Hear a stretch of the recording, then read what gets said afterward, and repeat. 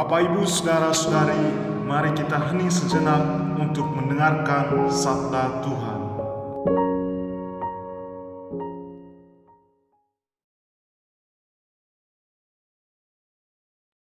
Tuhan bersamamu dan bersama rohmu. Inilah Injil Yesus Kristus menurut Lukas. Dimuliakanlah Tuhan. Kemudian ke-70 murid itu kembali dengan gembira dan berkata, "Tuhan, juga setan-setan takluk kepada kami demi nama-Mu." Lalu kata Yesus kepada mereka, "Aku melihat iblis jatuh seperti kilat dari langit. Sesungguhnya aku telah memberikan kuasa kepada kamu untuk menginjak ular dan kalajengking, dan kuasa untuk menahan kekuatan musuh, sehingga tidak ada yang akan membahayakan kamu. Namun demikian, janganlah bersukacita karena roh-roh itu takluk kepadamu, tetapi bersukacitalah karena namamu ada terdaftar di sorga." Pada waktu itu juga bergembiralah Yesus dalam Roh Kudus dan berkata, "Aku bersyukur kepadamu, Bapa, Tuhan langit dan bumi, karena semuanya itu Engkau sembunyikan bagi orang bijak dan orang pandai, tetapi Engkau nyatakan kepada orang kecil. Ya Bapa, itulah yang berkenan kepadamu.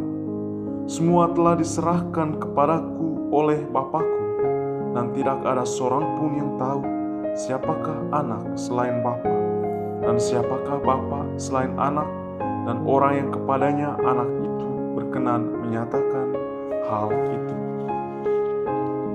Sesudah itu berpalinglah Yesus kepada murid-muridnya sendiri dan berkata, "Berbahagialah mata yang melihat apa yang kamu lihat, karena aku berkata kepada kamu, banyak nabi dan raja ingin melihat apa yang kamu lihat, tetapi tidak melihatnya, dan ingin mendengar apa yang kamu dengar, tetapi tidak mendengarnya." Demikianlah Injil Tuhan. Terpujilah Kristus.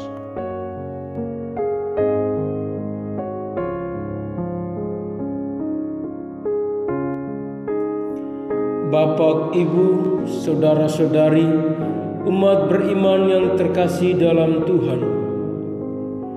Di dalam dunia persilatan, keberhasilan seorang murid dalam menunaikan tugasnya dapat membawa kemuliaan dan kehormatan bagi sang guru.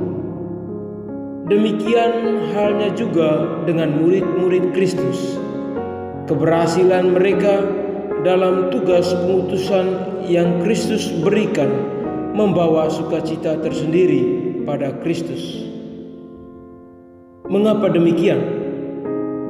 Karena para murid mampu menaklukkan setan-setan dalam nama Yesus. Di balik keberhasilan para murid, Tuhan Yesuslah yang menang. Kemenangan itu diungkap oleh Yesus. "Aku melihat iblis jatuh seperti kilat dari langit." Itulah sebabnya para murid diingatkan untuk tidak membanggakan keberhasilan mereka, melainkan memuliakan Allah yang sudah memilih mereka sebagai miliknya dan yang sekaligus memperlengkapi mereka untuk pelayanan tersebut.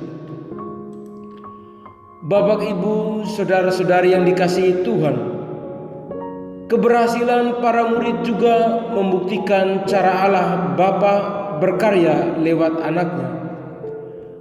Para murid yang Yesus pilih bukan orang-orang pintar atau cerdas di mata dunia. Mereka bahkan sebenarnya dipandang sebelah mata. Namun justru kehendak Bapa lah dalam hikmat-Nya yang memilih mereka dan memakai mereka untuk mengalahkan musuhnya.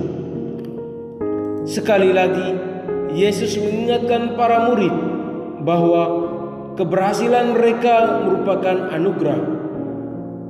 Tidak semua orang percaya mendapatkan kesempatan dan kehormatan untuk menjadi murid Kristus.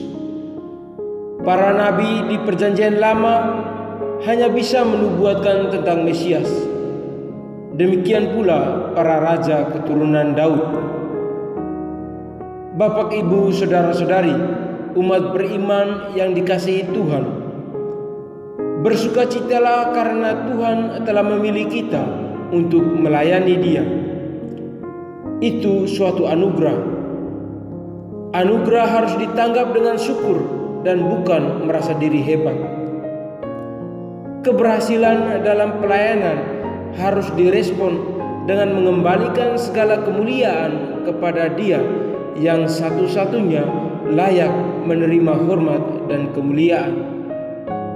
Maka saat kesulitan dan rintangan menghadang langkah pelayanan kita tidak boleh surut dan kecewa.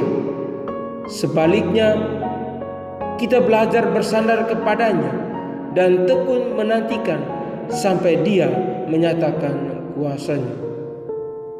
Semoga Tuhan memberkati kita.